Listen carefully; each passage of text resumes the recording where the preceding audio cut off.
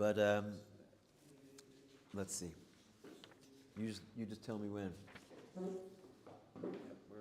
Okay, so Chai Elul, Yom Huledet Shel Morenu Habal Shem Tov, Habal Shem Tov's birthday in the year Nachas, and it's also the Alter Rebbe's birthday in the year Kahas. Right, those are the Hebrew letters indicating those years. Yudua, they were born on the same day, years apart. Kahas, like the publishing.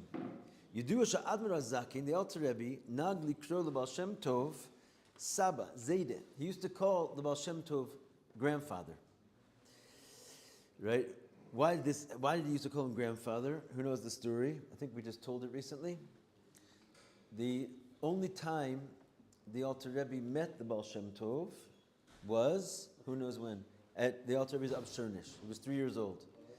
There was kind of a ban that the Baal Shem Tov put on seeing the Alter Rebbe. He made all kinds of actions to that the Alter Rebbe would actually not see him, because he didn't want the power of the Baal Shem Tov's light to influence the Alter Rebbe, so that the Alter Rebbe would be doing it himself. And ultimately, if he found the Baal Shem Tov, it would be too much in the ways of the Baal Shem Tov, or the Baal Shem Tov's light would have influenced too much, and his interest was that the Alter Rebbe would find this himself. So he went out of his way to not see him, but he did, however, allow for the Alter Rebbe to come visit him one time, and that was on their shared birthday, right? The third birthday of the Alter Rebbe. He came to see him, and he blessed him, and he cut his hair. And on the way out, Rebbetzin Rivka, right, who was brought the Alter Rebbe to see the Baal Shem Tov, she was asked by the Alter Rebbe, who was that? And she said, that's your Zayda, it's your grandfather. So from that point on, he called the Baal Shem Tov Zayda. Afterwards, he found out and so forth who this person was, but he always called the Baal Shem Tov his grandfather. That's the story. So it says, okay, fine, he called him his grandfather. The simple meaning of this is Mishum Sha'admir HaZakin Haya Talmido Shel Baal Shem Tov. Why did he call him grandfather? It's a cute story, but as he got older, was it his grandfather? He called him grandfather because seemingly, since he was the student of the student, he did, of course, go and meet the Maggid and became connected in Makusha to the Maggid. And so since the Maggid's Rebbe was the Baal Shem Tov, then he was therefore, so to speak, the grandson of the Baal Shem Tov. Alpi Pashtus, that's why he went his life calling himself the grandson. Why? Because what do the sages tell us? Right, in the Gemara of Sanhedrin, Kol HaMelamed Ben Chaveru Torah, anyone who teaches his fellow son Torah, Mala Alav HaKasav Kilu Yaldo. It's considered as if he gave birth to him. Right? So, yeah, you call it. That's what they called the Rabbanim. They called him Avi Avi. They called the Nevi'im Avi. There's an Indian that your teacher is like your father. Right? Tate. And so since his tate's tate, his teacher's teacher, he called him Zayda. He called him his grandfather. That's the simple meaning all the time that the Alter Rebbe speaks about his grandfather, the Alter Rebbe. Aval b'maimer hazal zeh. However, we have a difficulty here, because in this Chazal it says Ki'ilu. It's as if he gave birth to him. B'chaf hadimyon, right? Chaf hadimyon means it's like he's not his grandfather. It's right, and I wish I could say, but it's not happening. I'm not your father either, right? It's the Indian of like, you hold a certain position of hashpa, and therefore it's fatherly, right? But it says it's like he gave birth to him. Losh achin yaldo, and not that he actually mamish was giving birth to him. Kach gam b'vur b'Torah Chassidus, and not only is it sort of like the language of the Gemara, which says it's like, but also sort of alpi seichel, it makes sense that of course he's not actually his father, because what does Chassidus say? Shekol hashpa sichlis, any intellectual hashpa, hirak ha'arama mashpia. It's only a shine from the mashpia. Lo hamshacha atzmutit kamoshi beholada. Not like an essential hashpa which comes from actual birth. This should be, I hope, pretty clear to you guys, but I'll spell it out. If a person is the actual father, he doesn't just give a light from his being and sort of shine and influence this other individual. He actually creates this other individual. He gives an essential hashpah. He gives literally a piece of himself. And in other words, he doesn't just put an idea in this person's brain, he gives him a brain, right? This is the idea of actual birth. So obviously, if you're just a student, you're getting an intellectual hashpah. Of course, it's only like the father. It's nothing compared to what the father gives you in that sense. The student can ignore his father for his teacher. Like he's allowed, according to Allah, to say, "I'm listening to my father. I'm going to go to this yeshiva instead because his teacher influences me." Unless his father is his teacher, then his father gets the precedent. But yeah, okay, why? Because even though his father gives him this essential hashpah, what he's going to do with that hashpah, might be that it's not al pi Torah, right? But we're talking about the intensity of the transference of being that comes from one person to another, right? You can't really have more of your essential self being given over. Now, okay, that's essential self being given over. It could be cloaked, let's say, in klippas, and the person that comes out, he's not necessarily behaving well. So then you want the intellectual hashpah, which is a lesser of a shefa that comes to the person, but it's more of giluim, right? It shows the person the way. So in other words, yeah, you might follow the direction. The Torah might tell you to follow the direction of your rabbi because he's taking that essential hashpah that the father gave you in the right direction. But when it comes to the actual hashpah that comes from the person, what are you getting, right? You're getting the entire person put into you? No, you're getting a ray of this person's intellect, which is coming your way. You're willing to sacrifice your life for teaching. I mean, you start learning Torah, and then you're going to level, like you say, that you're willing to sacrifice your life for it. So you may be willing to sacrifice your life for it, but again, you're sacrificing your life based on a ray of information that you got from the mashpia. What that does to you, it could drive you to Mesiras Nefesh. I agree with you, but it doesn't mean that you got the essence of the teacher, and that's why it's driving you to Mesiras Nefesh. He's sort of, first of all, if you're a Yid, you have the ability to have Mesiras Nefesh anyway, right? So he didn't even give you that. All he's doing is he's basically shining up and revealing a ray of himself, which shines up your essential being, which you got from your father, mind you, or maybe your mother, and right, so maybe your mother, but I'm saying, but essentially you are only getting a minimal ray compared to the father's essential self. Does it make sense? It should be kind of clear. Okay. Therefore, when it comes to teaching a student, yes, that it's an amazing thing. Your rabbi is like your father, but it's only like your father. Saba, but he called him Zaydeh. He didn't say that the Baal Shem Tov was like my Zaydeh. He literally called him Zaydeh without the Chaf Adimyon, without this comparative quality. He wasn't going for it. And Yeser Mizu, what's more than this, it even gets kind of weirder. It says, Yedua, Masha Amar Admar Azakim Nogein Rabbi Baruch Mimezbush. Who was Rabbi Baruch Mimezbush? No, that's Rabbi Baruch was also was the Alter Rebbe's father, but not Baruch Mimezbush. Okay. Baruch Mimezbush was another Hasidic Rebbe, and a big one at that. And he actually was unique in the sense that the way that his like sort of sphera that he embodied was Malchus. And he held onto this concept that there was like the Rebbe was a king, and he was that king. And he felt that he had essentially inherited the center of all reality. He was a no-joke Rebbe, and he was a tzaddik. He was the king of the world. Okay. Yeah, and he held court like he was the king, and Imamish was like rolling in such a way that he demanded total, subservience from his Chassidim. And it's not crazy. This is the idea. This is the idea of the concept of really a Nasi Hador, and he held by himself to be the Nasi Hador, sort of openly. So that's what it was. So the thing is where did he get off thinking that he had such a schus? There was other children, right? There was other people involved in the story, other Hasidim, other great even relatives. So, but first of all, Baruch Mezbush was in fact the grandson of the Baal Shem Tov. So that pretty much goes pretty far, right? The Alter Rebbe called himself the grandson, but Rabbi Baruch Mezbush was the grandson, and not only that, it says, Hayanechdo derech bas. He was the grandson from the daughter. which means the Baal Shem Tov had a daughter, and the daughter had a son. V'yeshnu ma'ila mesuyemes bebas bito al ben beno. Sorry. V'yesh ma'ila mesuyemes beben bito al ben beno. There's a certain special quality of the son of a daughter rather than the son of the son. Even though people are excited when they talk about their yichus to say, I'm like, Ben Achar Ben from some great rabbi, the son of the son of the son of some great rabbi, no one's knocking it. Everyone's got amazing yichus, and certainly there's a lot to be said about that. Because, for example, the kahuna goes that way, and the Levis, it's not a small thing. Your tribal affiliation does go that way. However, there's a wondrous quality about being the son of the daughter. What is it?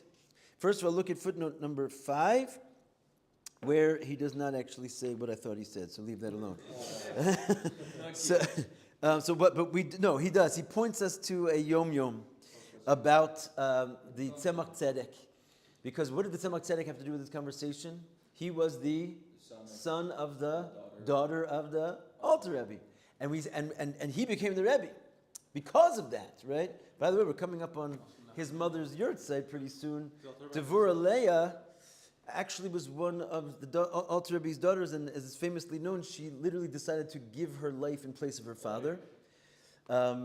It's a crazy story. She realized that there was a decree coming down from heaven that all of Chassidus was under a decree from heaven that it was going to be taken away. The Alter Rebbe's life was going to be taken away. There was the misnagdim. Well, first of all, it's not a new thing, right? The whole idea of Chassidus was something that had to be pushed forward almost against the will of the heavenly courts, right? The Maggid's life was also going to be taken because he wanted to spread Chassidus, right? The Baal Shem Tov was put in Cherem. There was a decree from heaven on the Maggid's life. The Alter Rebbe saved him. Then there was another decree on the Alter Rebbe's life, right? First of all, he was put in prison, and his Rebbeim had to come and save him, etc. His Mesiras Nefesh saved him. At the end of the day, it had gone so far, he was pushing the envelope so far, because essentially they were breaking the law. What caused the heavenly court to give up? Okay, so certain schusim, certain merits that they, and on a halachic level, I think we learned this together on Yutes Kislev. You probably remember, but you're just testing my memory. But there's certain heterim. In other words, even though it's usher to learn Kabbalah, and that's brought in the Mishnah, and it's brought down in Halacha according to the Rambam, and everything we do all day long together is totally prohibited according to Torah, except if you have certain heterim. In other words, like there's certain things that you're allowed to do it if certain conditions are met. And one of them is if the life of the king if the life of the Jewish people is in jeopardy, you can do something to save a life. So one of the grand reasons that Chassidus was allowed to be taught in the days of the Baal Shem Tov, and this even goes before that, it actually started in Sfat. This heter was a local heter, right? We had a local Rav named the Arizal, and he pulled out a heter. He says the Jewish people are all going to die unless we have access to this information. And from that point on, the Jewish people were allowed to learn Kabbalah based on this heter. And there's one other heter, which was essentially bringing upon ourselves the days of Mashiach, because we know in the end of days, then the whole world will be filled with the knowledge of Hashem like water fills the sea. So there is a prohibition on Kabbalah, but it was always a time-bound temporary prohibition. We all know that in the end, one of the symbols, the signs of Mashiach's coming is that the whole world will be filled with learning the secrets of the Torah. So all the time that we're not allowed to learn it, it's one of the reasons is because Mashiach's not here. So should we be in the days of Mashiach, so then there's another heter to learn it, then it becomes not only permissible, but absolutely commanded. So one of the Alter Rebbe, this is already getting into often running in other tangents here, but to your question, one of the reasons why the Alter Rebbe was able to establish Chassidus Chabad, which was already more Chassidus than was necessary to save a life, that's why even though his predecessors were allowed to continue to teach, he was stopped again, is because he pushed the envelope even further and presented more Chassidus than was necessary to save a life. However, he pulled out another heter, which was, we're in the days of Mashiach. And so by entering the Jewish people into the era of Mashiach, or at least into the era of preparation for Mashiach, he found himself another foundation where he's allowed to learn this Torah. But, however, we're not talking about this at the moment. What we're talking about is the Tzemach Tzedek's mother, who was Devorah Leah, and she realized that there was going to be a decree on the Alter Rebbe and the whole thing was going to come to a crashing halt. She pulled together the three of the greatest Chassidim of her day, and she said to them, I'm making a beis din out of you guys, and you have to like basically agree to whatever I'm about to tell you, or I'm not, or that's it. Like you have to agree before we get into this conversation. They agreed, they sort of knew what was going on, and she said, I'm going to give my life for my father. She passed away within a few days, and the Alter Rebbe lived. And so she made a condition basically with her father that he had to raise her son on his knee, that he would be like the primary influence, and so the Tzemach Tzedek was raised by the Alter Rebbe, mamish from a very, very, very young age, and of course he grew him up to be a Rebbe. But we learned from a Yom Yom that he wasn't just any old Rebbe. In a certain sense, he was like the essence of the Alter Rebbe himself. He was primed specifically to be able to carry on the work of the Alter Rebbe uniquely more than anyone else. Why? Because he was the son of the daughter. What makes you such a big deal to be the son of the daughter? First seed from the Zachar Mazriat Chila. Right. Isha ki Mazriat Techila v'yalda Zachar. Right. So there's a pasuk that explains that if a woman will give seed first in the relationship, then a man will be born. Right. And if a man gives a seed first, we learn the woman will be born. A girl baby will come out. We learn, therefore, there's a special connection between the father and the daughter, and the mother and the son. So, for example, we also find this played out in the whole Torah. Where else do we see this? We've discussed this together, by the way. Where else do we see this? Mamash, right in the Pesukim, right in Chumash. All the Shvatim, for example, Reuven, Levi, right? Reuven, Shimon, Levi, and Yehuda, they're all called Bnei Leah. Dinah is called Bas Yaakov, strangely, right? Why? Not so strange. This is why. Because Dinah was the daughter of Yaakov, so Yaakov's essence was found in his daughter, because when the man will come first, the daughter will be born. And when the woman first, the man will be born. Therefore, all the Shvatim were called by the names of their mothers. So based on this, when the Baal Shem Tov has a daughter, that daughter has the essence of the Baal Shem Tov. And then when that daughter has a son, that son has the essence of that mother. So the essence is really transferred through the son of the daughter. And since Rabbi Baruch of Mezbush knew this, and he was the son of the daughter of the Baal Shem Tov, he was Melech, right? And he went around saying, I am the mamish spiritual, I am the physical, and therefore the rightful heir of this whole operation. I'm the Rebbe. Can I ask you a side note? Yeah. Do you know any meditations you can do before intercourse that allow the woman to have the dominant seed? Different class. When you're ready to get married, we will discuss it. Yeah, there's classes on it. Oh, really? Mm-hmm. Okay. So he says, fine. So this is the same Inyan as the Baruch of Mezbush, right? He was the actual grandson, and not only the actual grandson, but like the uniquely special chosen grandson, right? He was the Nechta of Bagashmias. But the Alter Rebbe would say something very strange, right? So first, let's rewind. What do we say? That being the student of the student is far from being the actual grandson, because you only get an intellectual hashpah versus a physical one. But nonetheless, the Alter Rebbe said what? He called him Zayde. He didn't say he's like my Zayde. And they were saying furthermore, when it came to Rabbi Baruch Mezbush, who was the actual grandson, the Alter Rebbe used to say about Rabbi Baruch, he didn't hold by this business that he's the big chief in town. He said, you're only the physical grandson of the Baal Shem Tov, va'ani, whereas I, said the Alter Rebbe, am his spiritual grandson. So he held himself to be somehow even more of the grandson than Reb Baruch, who was like the ultimate choice prize physical grandson. No. They all these tzaddikim respected each other, and no one's putting anyone down. But he was essentially trying to indicate to us that he had some kind of crazy relationship, which was even more. We thought it should be less than a regular child because the hashpa sichli doesn't touch the actual hashpa gufni. However, he said that he's even more of his grandson than Reb Baruch because he was his spiritual grandson. And he said this l'mailusa, he said this in a way that he was more than the physical. Kolomar, which means to say Admar Zaken Natalas Panemius of Baal Shem Tov. What he was really saying is that he took the actual Panemius of the Baal Shem Tov, the true essence of the Baal Shem Tov, says the Alter Rebbe, he declares it himself, was in him, and he declared it by saying that he was his grandfather, and he was spiritually so. Lo rak as hashpas haseichol shi'ara. Not only did he have the mere intelligence ray, which comes from the teacher, however,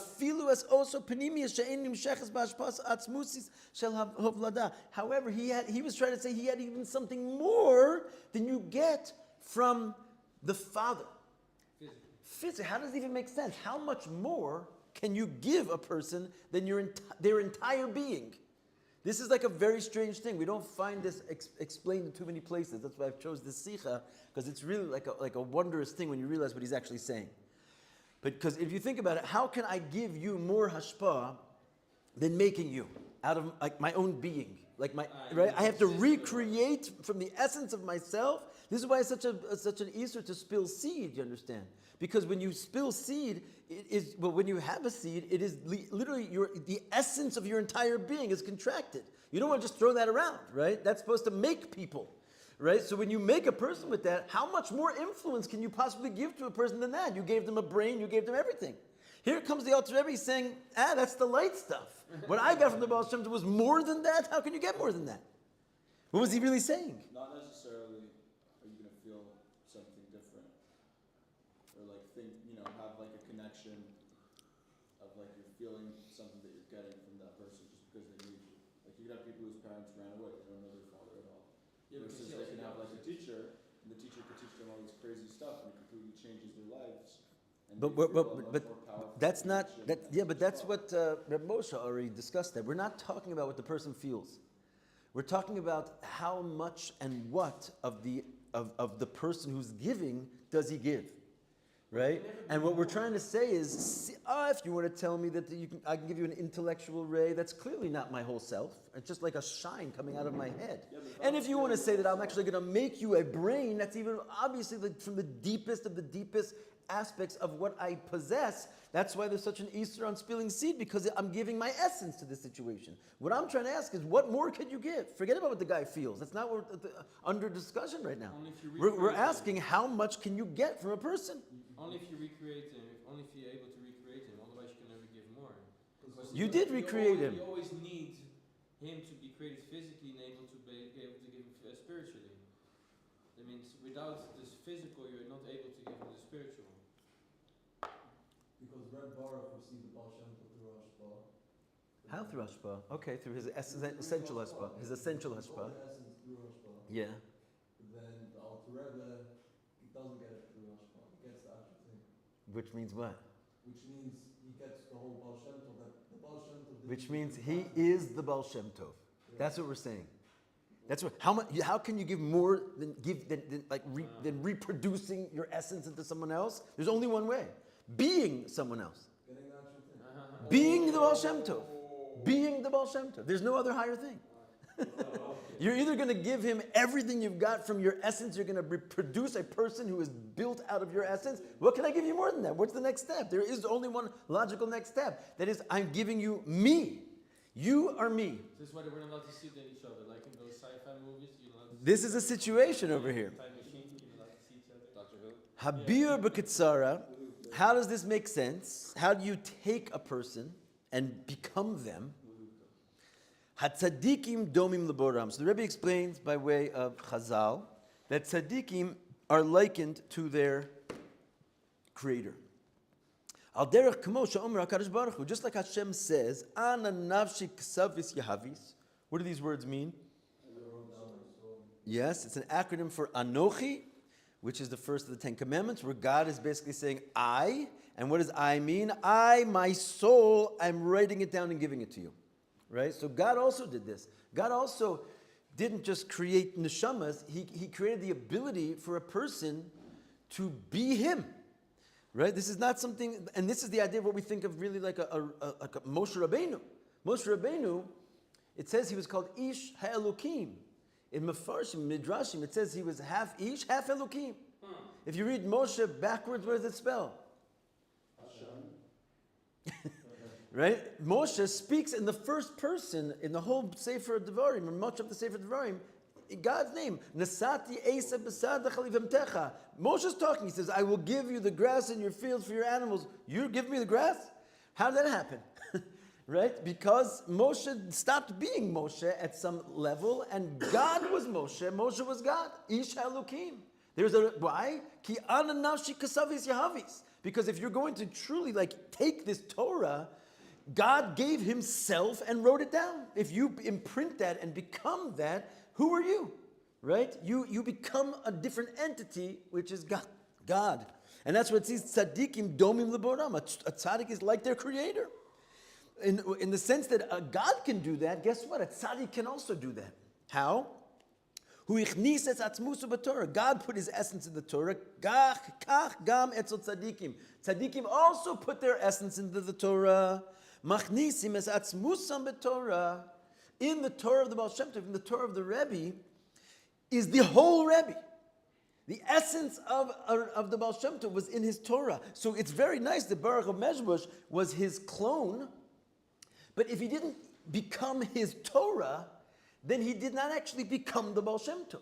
He who basically finds his way to be the Torah of his Rebbe is his Rebbe. They're the same thing. B'Torah's Chassidus, Himshicha Baal Shem Tov es atzmuso. Where was the Baal Shem Tov? In his seed? His seed is nice, right? It's a biological way of cloning yourself. But the real Baal Shem Tov was his Torah. And his Torah he put into his self, he put into his Torah. Afilu es masha enu over ma'av leben. Even those aspects of himself which does not automatically transfer over from father to son. It was like his true essential self. Like we see that Moshe Rabbeinu, for example, had children. They didn't become the Rebbe, right? Yoshua became the Rebbe because even what Moshe was able to give to his own children, Yoshua took more because he was exactly as this, right? He became Moshe Rabbeinu in terms of lo yamush mi ohel Moshe. He didn't move from Moshe's tent, so he internalized basically God. Since the Alter Rebbe was the one who took the Torah of the Baal Shem Tov most to heart, the most penimius, therefore he also took the essence penimius of the Baal Shem Tov, and therefore he was his true grandson, meaning what? Who HaBaal Shem Tov? As the Lashon often is brought in Chassidus, the Rebbe says this in certain places very openly, that the Alter Rebbe, he himself was the Baal Shem Tov. We'll hold here.